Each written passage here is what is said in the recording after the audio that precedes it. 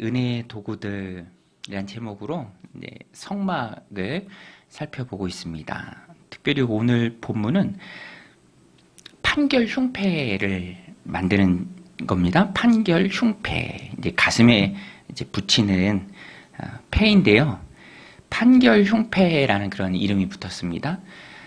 조끼 모양의 제사장이 입는 에봇에 다는 그런 판결 흉패입니다. 만드는 방법은요, 에봇을 만드는 방법과 유사합니다. 우리 지난주에도 요 이미지를 좀 보여드렸는데,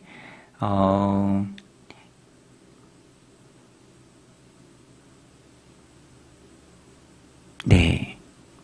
요게 이제, 판결 흉패가 제사장의 가슴에 붙어 있죠.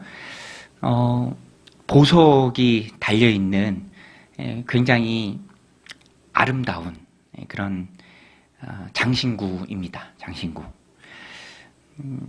에봇과 거의 하나가 될 정도로 끈으로 묶고 또 꿰매기도 하고 청색, 자색, 홍색 배실로 출애굽기 성막 부분 읽다 보면 자주 등장하는 문장이죠. 청색, 자색, 홍색 배실로 아름답다라는 거예요. 아름답다. 아름답게 직공이 정교하게 짜서 만듭니다. 길이는요, 요 보시는 그림 그대로 한 뼘이에요. 한 뼘. 한 뼘, 한 뼘. 길이와 너비가. 그래서 정사각형 모양입니다. 한 뼘 하면은 23cm. 저도 재보니까 저는 손가락이 좀 짧은가 봐요. 22cm 밖에 안 나오더라고요. 아마 여러분들은 길어서 23cm 나올 겁니다. 정사각형의 판결 흉패를 입습니다. 에봇 위에 다는 거죠. 두 겹으로 만들어야 돼요. 두 겹. 두 겹의 의미는요, 주머니로 사용된다라는 거예요. 판결 흉패, 한 뼘, 한 뼘, 정사각형 형태로 에봇 위에 끈으로 묶어서 이제 거의 에봇과 하나가 되는 건데요. 떨어지지 않게 하는 건데, 두 겹으로 이 판결 흉패를 만듭니다. 보석은 네 줄로 돼 있어요. 네 줄. 세 개씩 네 줄. 12지파의 이름을 새겨서 넣습니다. 정교하게 새겨서 넣어요. 이것이 하나님 앞에 기억되도록 하기 위함입니다. 이 판결 흉패, 글자로 읽어서 얼른 이미지가 떠오르지는 않는데 이 그림이 정확합니다. 이 그림대로 이제 만들었죠. 그런데 이 판결 흉패 만드는 방법이 이렇게 나왔는데 뭐 그 자체가 중요한 건 아니잖아요. 그렇죠? 이것이 갖는 의미가 무엇인가? 의미가 무엇인가? 신약시대에 살아가는 우리가 구약시대 그림자 되는, 예수님의 그림자 되는 대제사장이 그 옷에 달고 업무를 받던 그 판결 흉패, 그것이 오늘 우리에게 무슨 의미가 있는가? So what이죠. 무슨 의미가 있는가? 이것이 하나님 앞에서 입는 옷이다라는 거예요. 제사장이 하나님 앞에서 입는 옷. 베드로전서 2장 9절 말씀처럼 우리도 하나님 앞에 왕 같은 제사장입니다. 우리가 하나님 앞에 왕 같은 제사장이에요. 우리도 하나님 앞에 영화롭고 존귀한 옷을 입어야 하고요. 또 그 중심, 가장 잘 드러나는 부분에 이 판결 흉패에 달아야 합니다. 그것이 무엇입니까? 하나님 앞에서의, 말씀드렸죠? 제사장이 이 옷을 입음으로써 하나님을 위한 옷이에요. 하나님을 위해서 입고 나온 옷입니다. 그래서 하나님 앞에서의 예의다, 이렇게 말할 수 있어요. 아론이 성소에 들어갈 때를 준비하기 위한 옷입니다. 일상복이 아니고 하나님 앞에서 입는 옷입니다. 이 옷을 입는 이유가 하나님께 있어요. 오늘 우리도 마찬가지입니다. 내 신앙의 대상은 하나님이고 내가 하나님 앞에서 신앙생활을 하는 것이죠. 그래서 늘 하나님을 의식하고 코람데오, 하나님 앞에서의 삶을 우리가 살아갈 때 하나님 앞에서의 마음가짐, 옷 입는 것도 포함합니다. 마음가짐, 그런 것이 굉장히 중요합니다. 옷 입는 내용인데 제가 넥타이도 못 매고, 그죠? 하복이라고 생각해 주십시오. 오늘 7월 31일이니까 소급 적용해서 제가 하복을 입었습니다. 옷을 얘기하면서 넥타이를 안 메고 있어서 굉장히 좀 민망하지만, 예. 옷을 입는 이유가 이 제사장은 하나님 앞에 있어요. 우리 29절 같이 성경책을 보면서 한번 읽을까요? 29절입니다. 시작. 아론이 성소에 들어갈 때에는 이스라엘 아들들의 이름을 기록한 이 판결 흉패를 가슴에 붙여 여호와 앞에 영원한 기념을 삼을 것이니라. 여호와 앞에 영원한 기념을 삼을 것이니라. 옷을 입는 이유가 하나님께 있어요. 뭐 흔히 하는 이야기지만 옷이 메시지고 옷이 또 마음가짐을 주장합니다. 대충 입으면 대충 행동이 나와요. 그렇죠? 깔끔하게 입으면 깔끔한 행동이 나옵니다. 오늘 우리가 하나님 앞에서 어떻게 신앙생활을 해야 합니까? 하나님 앞에서의 내 마음가짐은 어때야 합니까? 그런 것들을 우리가 늘 기억해야 합니다. 신앙의 대상은 하나님이시고 불꽃 같은 눈동자로 우리를 지켜보시는 분이 하나님이시죠. 그래서 성소의 제사장으로서 제사장이 업무를 보러 갈 때는 아론이 꼭 이런 영화롭고 아름다운 옷을 입고 하나님 앞에 들어가야 했습니다. 신약 성경에도 보면 옷을 입으라라는 비유적 표현이 많이 나와요. 특별히 바울이 그런 표현을 굉장히 많이 사용했습니다. 로마서 13장 14절에도 보면 오직 주 예수 그리스도로 옷 입으라. 오직 주 예수 그리스도로 옷 입고 정욕을 위하여 육신의 일을 도모하지 말라. 그리스도로 옷 입는다라는 것이 정욕을 위하여 육신의 일을 도모하는 일 반대편에 있습니다. 그리스도로 옷 입은 자들은 육신의 일을 도모하지 않아요. 그래서 바울은 너희의 달라진 신분을 기억하고 달라진 신분 그대로 다른 옷을 입어라. 이렇게 말합니다. 갈라디아서 3장 27절에도 누구든지 그리스도와 합하여 세례를 받은 자는 그리스도로 옷 입었느니라. 여러분, 우리는 그리스도와 합하여 세례를 받은 그리스도와 연합한 자들입니다. 나는 그리스도와 함께 십자가에 못 박혔고요. 또 그리스도와 함께 십자가에서 죽었고 또 부활했고, 그래서 그리스도인이 된 이후에 내 삶은 나를 위한 삶이 아니요, 내가 내 삶을 사는 것이 아니요, 내 안에 그리스도께서 살아내는 삶이죠. 그것의 다른 표현을 그리스도로 옷 입었다라고 하는 거예요. 그리스도와 연합된 자죠. 우리 안에 그리스도가 계십니다. 작은 예수예요. 예수님이 큰 대문자 제이라면 우리 양승원 목사님, 파이디언 선교회 대표 되시는 목사님 그런 표현을 썼는데 참 마음에 와닿아요. 우리는 작은 소문자 제이로 시작하는 작은 예수다. 여러분, 우리는 작은 예수인 줄로 믿습니다. 작은 예수예요.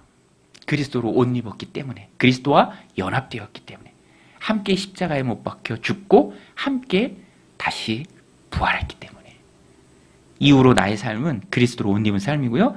또 골로새서 3장 12절 말씀에 그러므로 너희는 너희 하나님의 택하신 자, 거룩하고 사랑받은 자처럼 긍휼과 자비와 겸손과 온유와 오래 참음을 옷 입으라. 긍휼의 옷, 자비의 옷, 겸손의 옷, 온유와 오래 참음의 옷을 입으라. 바울이 권면합니다. 바울의 이 모든 옷 입으라라는 권면을 종합해 보면은요, 다르게 살라라는 거예요. 다르게 살라. 핵심은 거룩함입니다. 거룩함은 다름을 의미하죠. 구별됨이라는 것이 거룩의 뜻입니다. 달라요. 행동이 다르고 말이 다르고 또 추구하는 바가 다르고 가치관도 다르고, 그래서 뭘 결정하는 것도 다르고 다르게 보이고 신선하게 보입니다. 같다면 하나님의 영광이 드러나기가 참 어려워요. 똑같은데 구별이 없잖아요. 바울이 말한 옷 입으라는 것은 예수로 옷 입고 그리스도로 옷 입고 누가 봐도 다르게 살라라는 그 말씀입니다. 성소에 들어갈 때 아론이 다른 옷을 입고 들어갑니다. 반바지 입고 들어가면 안 되잖아요. 옷이 메시지고 옷이 중요합니다. 저도 이제 신대원에서 3학년 마치고 시험 볼 때, 강도사 시험 볼 때 시험도 보지만 면접도 봐요. 근데 시험과 면접 전에 학교 강당으로 이렇게 부릅니다. 근데 그때 갈 때 양복 입고 가야 돼요. 아무것도 모르고 대부분의 사람들이 반바지 입고 가. 우리 전사님들이, 그죠? 그러면 목사님들이 노하세요. 옷 갈아입고 와라. 그죠? 옷 갈아입고 와라. 맞죠, 근데 그게. 왜냐면 중요한 거니까. 옷이 마음가짐입니다. 그죠? 그래서 신앙생활에 있어서도 우리가 늘 점검해야 돼요. 내가 영적으로 내 마음가짐이, 하나님 보시는 내 마음가짐이 그리스도로 옷 입었는가. 누가 봐도 그리스도의 옷을 입었네 라고 다름을, 구별됨을, 거룩함을 보여줄 수 있는가. 우리가 늘 점검해야 합니다. 세상에서 입던 옷을 그냥 입고 하나님 앞에 설 수 없죠. 모세에게 하나님께서 모세를 부르실 때 내 발에서 신발을 벗으라 라는 것도 똑같은 의미예요. 네가 지금껏 걸어왔던, 아무데나 막 다녔던, 네 의지대로 네 마음대로 살았던 그것에 요체가 되는 그 신발 벗고 네 앞에 서라. 신발을 벗으라. 오늘 우리도 신앙생활 하면서 그것을 늘 점검해야 합니다. 신발을 벗으라 라는 하나님의 말씀의 신약 버전은 예수님의 말씀으로 한다면 바울은 그리스도로 옮긴다 라고 표현했고요. 예수님께서는 십자가를 지고 나를 따르라 이렇게 말씀해 주셨습니다. 누구든지 나를 따르려거든 제 십자가를 지고 나를 따르라. 십자가의 의미가 있습니다. 힘들어도 의미가 있으면 좋잖아요. 그쵸, 여러분? 예. 오늘 좀 더웠는데 다들 좀 더운 표정이야. 예. 십자가가 의미가 있어, 그쵸? 힘들어도 의미 있는 일이라면, 가치 있는 일이라면 기쁘잖아요. 예. 그쵸? 힘들어도. 예. 뭐 예를 들어서 자녀를 양육할 때 그거 힘들지만 얼마나 가치 있는 일입니까? 예, 가치 있는 일이잖아요. 예, 제 아는 목사님 만났는데 아기 안고 왔더라고요. 그러면서 뭐 얘기하다가 요새는 나라에서 좀 어떻게 뭐가 좀 잘 해주는가 정책이 복지 정책이 있는가 하니까 요새 나오면 한 명 나오면 100만 원씩 준다네. 한 달에 100만 원씩. 놀라지도 않네요, 그죠? 저는 놀랐는데 한 달에 100만 원씩 준대요. 이런 얘기하면 아내가 되게 싫어하는데 한번 해봤습니다. 아기 키운 게 얼마나 힘들어요. 100만 원 준다 그래도 안 낳으려고 마음 먹는 사람 별로 없을걸요. 그렇지만 힘들어도 가치 있는 일이잖아요. 그래요. 저도 주일에도 설교 때 말씀드렸지만 제가 신학한다 그랬을 때 저는 고등학교 졸업하면서 신학대학교를 가려고 했어요. 고등학교 2학년 때부터. 아버지가 아시고 너무 서운해 하셨어요. 주무시면서 어머니한테 눈물도 보이셨대. 철석같이 믿었던 아들이, 그죠? 저를 이제 목장하라고 막 이렇게 가스라이팅, 거룩한 가스라이팅 하시던 아버지가 갑자기 신학교 간다니까 그 실망감이 되게 큰 거죠. 저를 계속 설득하셨습니다. 설득의 핵심은요, 지금은 좀 이해가 돼요. 아니, 아버지가 이렇게 쌓아놓은 거, 그죠? 서울의회 납품하는 목장이라니까요, 저희가요. 놀라시지도 않으시잖아요. 그 면 단위에서 두 번째로 컸어요. 지금도 아마 그럴 거예요.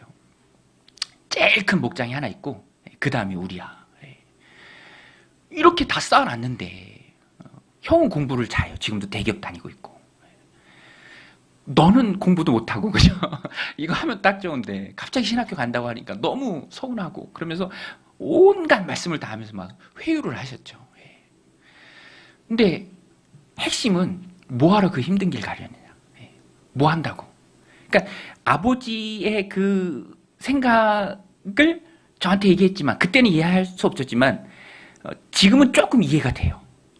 너무 사랑하는 아들이 뭐 한다고 그 어머니랑 저도 이렇게 만나면 그런 얘기 하거든요. 제일 쉬운 일은 무생물을 다루는 거예요. 무생물 다루는 거. 제일 쉬워요. 되게 쉽다니까요, 무생물 다루는 거. 제가 전에 섬기던 교회 원로 목사님한테도 여러 번 들었는데 100% 공감합니다. 그다음 두 번째로 힘든 일이 뭔지 아세요? 생물을 다루는 거예요. 생물. 살아있는 생물. 목장도 쉽지가 않아요. 그 소 계속 밥 줘야 되고요. 병 들면 치료해야 되고요. 아침 저녁으로 차교해야 되고요. 저희 어머니가 저 군대 있을 동안 한 번도 면회를 못 오셨다니까요. 근데 형한테는 한 번 갔던 것 같아. 예, 그죠? 그건 왜 그런지 모르겠어. 아무튼 한 번도 못 오셨어요. 예. 저희 막내가 막 생일잔치, 뭐 생일 돌아오니까 생일잔치 해달라고 막 그러는데, 예. 저는 형과 더불어 그런 거 한 번도 없었습니다. 예. 그냥 밥만 챙겨주셔도 감사하지. 어머니, 아버지 너무 바쁘시니까. 뭐 당연한 거예요, 그거는. 그런데, 예, 더 힘든 거는 사람을 다루는 일이에요. 사람을 다루는 일. 예. 사람을 다루는 일이 제일 힘듭니다. 저희 어머니도 공감해요. 예. 그 성결교 장로님인데, 예, 사람 다루는 일이 참 힘들다. 그런 고백들을 하시더라고요. 모든 민원이 다 어머니한테 집중이 돼. 예. 근데 가치 있는 일이에요. 사람을 다루는 일이. 영혼을 다루는 일이. 그죠? 예. 영혼을 섬기는 일이. 공동체를 섬기는 일이. 힘들어도 가치 있는 일입니다. 힘들어도 가치 있는 일이에요. 의미가 있죠. 그리스도로 옷 입는 거 힘들어요. 예, 힘들다니까요. 그래서 되도록 좀 잘 안 밝히려고 할 때도 있어요. 예. 저희도 이사 오고 혹시나 이 주변 사람들한테 혹시나 피해 줄까봐 한 달 지나서 교패 붙였어요. 예. 혹시라도 누군가에게 피해를 주고 우리 집에 왔는데 교패 붙어 있으면 어떻게 해. 그래서 근데 한 달 지나니까 괜찮은 것 같아요. 그래서 교패 붙이고. 예. 그리스도로 옷 입고 사는 사람들이잖아요. 쉽지 않습니다. 좋든 싫든 우리는 다 샘플이에요. 보여집니다. 강동정육교회 목사님, 그죠? 예. 강동정육교회 전도사님, 예. 강동정육교회 권사님, 예. 강동정육교회 집사님. 예. 그리스도로 옷 입은 것이 힘들지만, 그렇지만 그것은 하나님 대사로서 굉장히 의미 있고 좋은 일입니다. 여러분, 이 흉패 함께 말씀을 나누고 있는데요. 아름다운 그 흉패, 그리스도로 옷 입는 은혜와 축복 여러분들 가운데 있으시길 바랍니다. 그래서 또 한 가지는 그리스도로 옷 입는 거, 또 한 가지는 흉패가 그리스도로 옷 입는 거고요. 또 한 가지는 아까 말씀드렸죠. 흉패를 몇 겹으로 만든다 그랬습니까? 흉패를 두 겹, 그죠? 두 겹으로 만드는 의미는 주머니로 쓰기 위해서요. 그럼 흉패 안에 뭘 넣는 게 있어요. 오늘 말씀 30절에도 나옵니다. 30절 우리 같이 한번 읽겠습니다. 시작. 너는 우림과 둠밈을 판결 흉패 안에 넣어 아론이 여호와 앞에 들어갈 때에 그의 가슴에 붙이게 하라. 아론은 여호와 앞에서 이스라엘 자손의 흉패를 항상 그의 가슴에 붙일지니라. 우림과 둠밈. 제가 좀 이게 성경에서 우림과 둠밈이다라고 나오지만 정확히 어떤 모양인지는 알 수가 없어요. 그런데 추측은 가능해요. 흉패가 크기가 얼마나 그랬죠? 한 뼘, 23cm, 23cm. 정사각형. 그러니까 우림과 둠밈은 클까요? 크지 않을까요? 크지 않아요. 그 주머니에 쏙 들어가는 거예요. 뭐 핸드폰 크기 정도 될까? 모양은 어떤지 모르지만 사람들이 추측하기에 이런 모양이 아닐까. 이런 모양이 아닐까. 우림과 둠밈. 이게 판결 흉패다라고 이름 붙여진 결정적인 이유예요. 우림과 둠밈이 판결 흉패 주머니 안에 쏙 들어가 있고 그것을 통해서 하나님의 뜻을 물어요. 그러니까 거룩한 제비라고 말할 수 있습니다. 거룩한 제비, 제비 뽑기. 그렇게 말할 수 있습니다. 우림이 나오면 전통적으로 아니요. 둠밈이 나오면 예스. 하나님, 무엇이 하나님의 뜻입니까? 묻고 우림이 나오면 노. 둠밈이 나오면 예스. 근데 우리가 언뜻 듣기에 이거 미신 아니야? 이거 우상숭배 아니야? 이게 좀 뭐 이상한데? 그죠? 그런데 오늘 말씀 함께 읽었잖아요. 성경에도 이렇게 판결 흉패를 사용하는 내용들이 사무엘상에도 나오고 여러 군데 나오는데 그런 미신적 행위의 뉘앙스는 전혀 없습니다. 우리가 그런 일들을 보기 때문에 그런 편견이 있을 수도 있어요. 그렇지만 하나님의 말씀이 완성되기 전에 중요한 일에 하나님의 뜻을 물으라 라고 멋대로 행동하지 말고 하나님의 뜻을 물으라고 하나님이 주신 거룩한 기구와 방법이에요. 그래서 우리 교단도 우리 총회도 총회장은 제비 뽑기로 해요. 부총회장은 선거를 하지만 투표를 하지만 총회장은 기도하면서 제비 뽑습니다. 하나님의 뜻을 구하는 거죠. 미신적이다라고 생각하는 거는 그냥 우리 생각이에요. 우리도 그래요. 하나님의 교회 얼마나 좋은 말입니까, 그죠? 하나님의 교회. 세상에 이런 좋은 말이 어디 있어요? 하나님의 교회. 여러분, 교회는 하나님의 교회인 줄로 믿습니다. 근데 또 그런 이단이 있어. 하나님의 교회라는 이단이. 그래서 또 함부로 쓰기가 좀 그래. 그죠? 신천, 신지, 새하늘, 새 땅. 얼마나 좋은 말이에요. 신천지. 좋아요. 새 예루살렘, 신천지 얼마나 좋은 말이에요. 근데 또 이단이 있으니까 좀 그런데 우리가 굳이 그렇게 저는 연꽃도 참 예뻐요. 그죠? 지난주에도 이제 아내랑 막내 데리고 세미원 산책길 연꽃 보러 갔는데 막 꽤 많이 피었더라고요. 연꽃이 얼마나 예뻐요. 그것도 하나님 만드신 귀한 거잖아요. 근데 좀 그래. 연꽃 약간 불교랑 연관이 있는 것 같아서. 근데 그럴 필요는 없다. 우림과 둠밈도 그렇다. 중요한 것은 하나님의 뜻을 먼저 묻는다라는 거예요. 여러분, 무엇을 선택하기 전에 중요한 선택이라면, 그리고 하나님께 물어야 한다면 내 의지, 내 생각대로 하지 않고 먼저 하나님께 물으시기를 주님의 이름으로 축원드립니다. 하나님은 하나님께 묻는 자를 기뻐하십니다. 물을 때 순종의 마음이 있어야 돼요. 여러분, 답정너라는 말 혹시 아세요? 답정너. 답정너. 답은 정해져 있고 너는 동의만 해. 이 뜻이에요. 답은 정해져 있어 이미. 그런 경우가 굉장히 많아요. 또 뭐 이렇게 학생들, 청년들 보면은 답을 정해놓고 와. 그죠? 그리고 동의만 구해. 나는 이거 하고 싶어. 그런데 좀 찜찜해. 그러니까 네가 좀 동의해줘. 당신이 좀 동의해줘. 목사님이 동의해줘. 아빠가 동의해줘. 그런 마음이 편안해. 근데 그거는 진짜 묻는 게 아니잖아요. 오늘 예레미야 새벽 본문 말씀도 그거예요. 큐티 하셨습니까? 큐티 하셨으면 아실 테고, 안 하셨으면 생소할 테고. 힘들게 수요예배까지 왔는데 큐티도 체크하시네요, 목사님. 우리 하나님의 말씀을 늘 먹어야 되니까. 오늘 말씀에 보면은 이스마엘이라는 사람이 유다 총독을 죽여요. 그리고 도망을 가요. 근데 요하난이 쫓아가서 포로 인질됐던 자들 다 구출하고. 근데 요하난은 유다에 계속 살기가 두려운 거예요. 이스마엘이 굉장히 큰 잘못을 했잖아요. 바벨론의 군사들을 죽였다고요.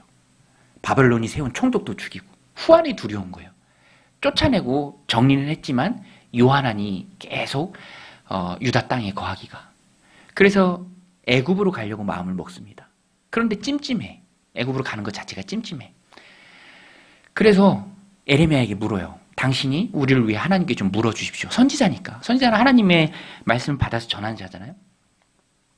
근데 요한한 일행이 아주 말을 멋지게 합니다. 우리에게 좋든지 싫든지 우리는 순종하겠습니다. 그렇게 얘기해요. 그런데 그게 그냥 입술에만 있어. 사실 그 말은. 에레미야를 통해서 요한한 일행에게 하나님이 주신 말씀은 바벨론을 두려워하지 말고 이 땅에 그냥 살아라. 뿌리를 내려라. 내가 지켜주겠다. 그거예요. 그런데 이 요한한 일행도 답정너였어요. 답정너. 이미 마음은 애굽에 있어요. 애굽에 대한 그릇된 환상을 가지고 있어. 애굽에는 나팔 소리도 없고 애굽은 평안하고 애굽은 먹을 것도 많고 나는 애굽으로 가야겠다. 애굽으로 가야겠다. 근데 찜찜하니까 확인은 하려고 예레미야에게 묻고 아마 생각하겠죠. 거의 애굽으로 가라고 말할 것이다. 그러면 기분 좋게 룰루라라 갈 것이다. 뭐 말은 하나님이 증인이 될 것이다. 뭐 좋든지 싫든지 우린 순종할 것이다 하는데 내일 본문에 나옵니다. 순종 안 해요. 그냥 예레미야를 향해서 네가 거짓말한다. 너는 거짓 선지자다. 그러니까 거짓말로 몰아붙이고 싶은 거예요. 자기를 합당하기 위해서 예레미야를 거짓말한 자다. 이전과 완전히 다른 모습을 보이는 거죠. 그러면서 이제 면죄부를 받으려고 하는 거죠. 이게 잘못된 거예요. 우리가 하나님 앞에 물을 때도 그럴 때가 참 많습니다. 이미 답을 정해놓고 이거 하고 싶고 하나님이 그냥 제가만 해주셨으면 많은 마음으로 물을 때가 많아요. 근데 그렇게 하면 안 돼요. 우림과 둠밈의 바른 사용법은 오늘 우리에게 있어서는 그 우림과 둠밈이 기도죠. 하나님 앞에 나와 기도하는 것입니다. 정말로 하나님의 뜻이면 하겠습니다. 이 마음을 가져야 돼요. 싫어도 순종하겠습니다. 그 마음을 갖고 하나님 앞에 나아가야 한다라는 것입니다. 그것이 어느 때에는 내가 반기지 않는 것일 수도 있어요. 내가 부담스러워하는 일일 수도 있습니다. 내가 힘들어하는 일일 수도 있어요.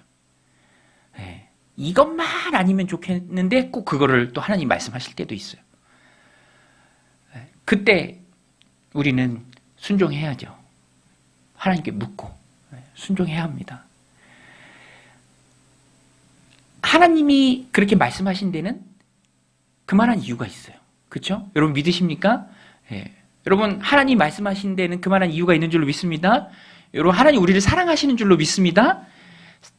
사랑하시기 때문에 그렇게 하시는 거예요. 너 사랑하니까 애굽에 가고 싶어도 여기 있어. 내가 지켜줄게. 바벨론 두려워하지 마. 그리고 그 하나님의 역사하심을 체험하고 하나님 자로 주신 그 땅 왜 거기를 함부로 떠나려고 합니까? 하나님 믿고 믿음의 모험을 감행해야죠.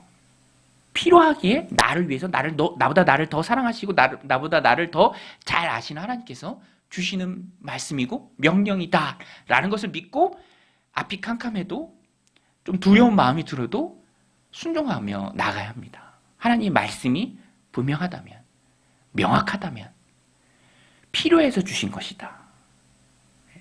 듣기 싫고 부담이 된다라도 저희 막내도요. 밥도 안 먹고 공부도 잘 안 해. 노는 거에는 진심이에요.